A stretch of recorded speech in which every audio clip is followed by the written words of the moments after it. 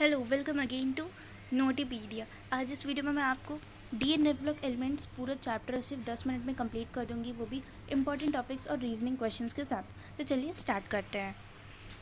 D block elements, these are called transition elements. Z and C D H G means zinc, cadmium and mercury are fully filled d orbital, and that's why they are called non-transition elements, or they are also called pseudo transition metals. Their general electric configuration is n-1 d 1 to 10 and ns 1 to 2. Exception क्या होता है? Chromium और copper में exception होता है। यहाँ पे जो हमें स्टेबल है वो फॉर्म लिखना होता है, जैसे 4s1 3d5 और 4s1 3d10 क्रोमियम और कॉपर में। Now here nearly all are typical metals, इसमें ज़्यादातर टाइपिकल मेटल्स होते हैं। मेल्टिंग एंड बॉइलिंग पॉइंट इनका क्या होता है? They are very melting boiling point is very high due to unpaired electrons, but exception in तीनों में आती है, Z and C D and H G में, just because they are fully filled. Now ionization energy is very high for Z and H G and C D just because stable configuration. Oxidation states, it has variable oxidation state. Minimum oxidation state is equals to valence electrons in S orbitals, means S orbital में outer most orbital जो होता है S वाला, उसमें जितने भी valence electron है वो, और मैक्सिमम निकालना है तो एस ऑर्बिटल्स के साथ साथ डी ऑर्बिटल में जितने भी अनपेयर्ड इलेक्ट्रॉन होता है उन्हें भी हम ऐड कर लेंगे तो वो मैक्सिमम ऑक्सीडेशन स्टेट हो जाएगी. हाईएस्ट ऑक्सीडेशन स्टेट +8 होता है ऑस्मियम और आर यू का, पर इसमें एक इन सब में एक एक्सेप्शन होती है कि जो एस सी और जेड एन है उनका फिक्स्ड ऑक्सीडेशन स्टेट होता है, जैसे एस सी +3 होता है और जेड एन का +2 होता है. Now colour ion formation due to d d transition, these all have colored, they all form colored ions. Okay, nature of oxides +1 2 3 basic होते हैं, +4 एमोफेट्रिक होता है और +5 6 7 8 एसिडिक होते हैं. आपको याद रखना, इससे क्वेश्चंस छोटे छोटे क्वेश्चंस आ जाते हैं. मैग्नेटिक प्रॉपर्टी, पैरामैग्नेटिक तब होता है जब अनपेयर्ड इलेक्ट्रॉन्स हो उसमें. डायमैग्नेटिक तब होता है जब उसमें सारे पेयर्ड इलेक्ट्रॉन्स हो. डी ब्लॉक डी शेल में आपको डी शेल में निकालना होता है, जैसे हम हाइब्रिडाइजेशन में करते हैं वैसे डी शेल में आपको 5 ब्लॉक बनाने होते हैं और इसमें आपको इलेक्ट्रॉन्स भर के देखने होते हैं. वैसे आप पता लगा सकते हैं पैरामैग्नेटिक है डायमैग्नेटिक है. Now magnetic moment mu is equals to √n n+2, whereas n is what is n? n is the number of unpaired electron. Catalytic properties, it have variable oxidation state, they have vacant orbitals, they have adsorption power. Adsorptions means we have already studied in surface chemistry. Okay. Interstitial compounds, it forms interstitial compounds with like elements like H, B, C, N. They are harder than pure metals.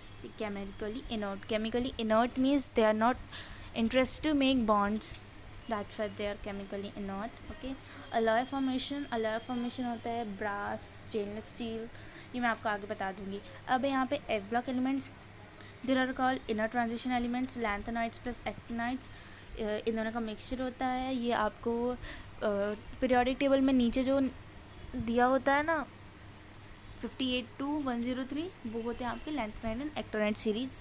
Lanthanide जो होता है atomic number 58 to 71 होता है, actinide जो होता है 90 to 103 होता है. अब इनमें कॉमन पॉइंट्स क्या हैं? Both show 3+ common oxidation state, both are electropositive and strong reducing agent.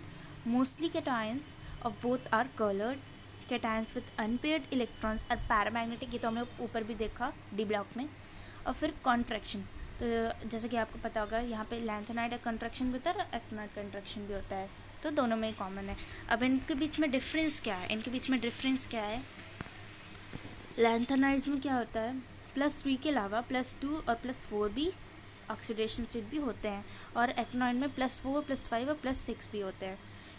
Lanthanide में कॉम्प्लेक्स फॉर्मेशन बहुत लो होता है, वेराइज एक्टिनाइड्स में कॉम्प्लेक्स फॉर्मेशन बहुत ज़्यादा होता है. oxides and hydroxides are less basic in lanthanides, and in actinides they are more basic. All of the lanthanides are non-radioactive except PM, but all of the actinides are radioactive. So here हमारा ये chapter complete होता है. इसको जो reasoning है, जो previous year questions में आए हैं प्रीवियस ईयर पेपर में आए हैं वो मैं बता देती हूँ। फर्स्ट, ऑक्सीजन, मैंने यहाँ पे रीजनिंग क्वेश्चन के साथ नहीं लिखा, लेकिन इससे बहुत तरह तरह के क्वेश्चन बन सकते हैं, तो मैंने यहाँ मेन पॉइंट्स लिख दिए हैं। Oxygen and fluorine has high electronegativities and small size, so they bring out highest oxidation state in transition elements. Transition elements show variable oxidation states because of incomplete filling of d orbitals. Here,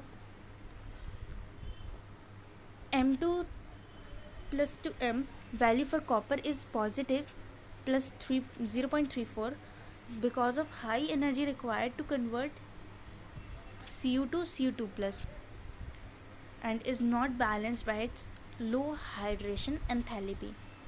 Y value of Mn3 plus Mn2 plus couple much more positive than that of Cr3 plus Cr2 plus or Fe3 plus Fe2 plus, just because Mn2 plus इसका जो electron configuration है वो आप देख सकते हो, उसमें जो डी शेल वो हाफ फिल्ड होता है, that's why it's stable, and उसकी थर्ड आयोनाइजेशन एंथैल्पी जो होती है वो मच लार्जर होती है, that's why it act as oxidising agent.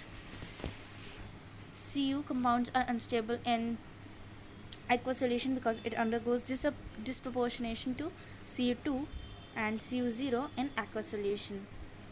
Now, Cu2 plus is reducing agent and Mn3 plus is oxidizing. Instead of having D4 configuration as दोनों के same होते हैं, पर फिर भी Cu2 plus जो है अच्छा ऑक्सीडाइजिंग रिड्यूसिंग एजेंट होता है, Mn3 प्लस ऑक्सीडाइजिंग होता है. क्यों? Because Cr2 plus is reducing because its electronic configuration changes from 3d4 to 3d3. Here 3d3 is stable because it have half filled. On the other hand, Mn3 plus on changing to Mn2 plus by gaining of electron becomes 3d5 stable half filled configuration. That's why it is oxidizing. Z and Cd and Hg are colorless and have their d block filled, that's why transition not possible, that's why they are called pseudo transition metals, and also they have low melting point. D block elements are metals are more dense than S block, and so also osmium and indium have highest density in the entire periodic table. Chromium have highest heat of atomization in 3d series because it has largest number of unpaired electron. In S and P block, valence electron are present in outermost shell, but in D block it is present in outermost shell as well as in d orbital. Mn shows high oxidation state of +7 with O2, but with fluorine it shows the highest oxidation of +4 because O2 has ability to form multiple bonds with Mn, whereas fluorine does not. Now, color of compounds. As you know, all the compounds of transition metals have color, and it depends on presence of unpaired electron, nature of ligand, and geometry of the complex. But some of them are colorless. For example, scandium, zinc, titanium, and cuprous. यहाँ पे मैंने colour भी आपको बता दिया है. Now magnetic properties, ये मैंने आपको ऊपर बताया था. अलॉयज़ ये भी बताया था मैंने आपको. अलॉय जो होते हैं ब्रास, कॉपर और जिंक से बनता है. Bronze, copper and tin. Gun metal, copper, zinc and tin. Stainless steel, iron, carbon, chromium and निकल. They are also used as catalyst just because of presence of empty d shell, large surface area, variable oxidation state, ability to form complexes. But इसमें exception होती है. Scandium जो होता है वो catalyst की तरह नहीं यूज़ कर सकते अपन. यहाँ पे एग्जांपल मैंने दिया है, सबसे बेस्ट एग्जांपल है, और यह बहुत बार पूछा भी गया है, ज़ाइलगर नेटा कैटलिस्ट जो टिटेनियम से होता है. वेनेडियम से वेनेडियम पेंटाऑक्साइड जो हमने आई थिंक क्लास 10th या 9th में पढ़ा था. It is act as coolant. And chromium और एटमाइजेशन होता है manganese catalyst producing O2. Iron anhydrous FeCl3. Nickel रेनी और कॉपर और एटमाइजेशन में यूज़ होता है. ऑक्साइड्स ना, हाँ ऑक्साइड्स तो जर्मन फॉर्मूले ऑक्साइड्स के होते हैं ये. और all except scandium, it only forms MO. Higher oxidation state oxides are acidic like CrO3, Mn2O7. Lower oxidation state oxides are basic, MnO, M2O3, CrO, etc. In lower oxidation states, transition metals behave like metals and metallic oxides are basic. As the oxidation state increases, metallic character increases due to increase in size, thus it becomes less metallic. Now, the metal bonding is more in second and third series of transition elements, because in 4D and 5D elements are larger than 3D elements. Therefore, valence electrons are loosely bonded and can easily form bonds. तो यहाँ पे मैंने आपको हर एक चीज़ एक बार read करके दिखा दी है, आप इसे बस याद कर लेना एक बार, तो आपको पूरा रिवाइज कर लेना। मीन्स लास्ट मिनट है ये, लास्ट मिनट रिवीजन आप कर सकते एक बार।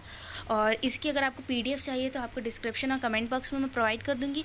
और अगर आपको इसके डिटेल नोट्स चाहिए हैं, मैंने इसके डिटेल नोट्स भी अपने चैनल पे पहले प्रोवाइड कर चुके हैं, और अगर आपको चाहिए तो आप वहाँ से ले सकते हैं। अदरवाइज़ मैं आपको यहाँ पे उसकी भी लिंक प्रोवाइड कर दूँगी डिस्क्रिप्शन और कमेंट बॉक्स में। अगर आपको वीडियो पसंद आए तो प्लीज़ लाइक शेयर करें और चैनल को सब्सक्राइब करें। Thank you.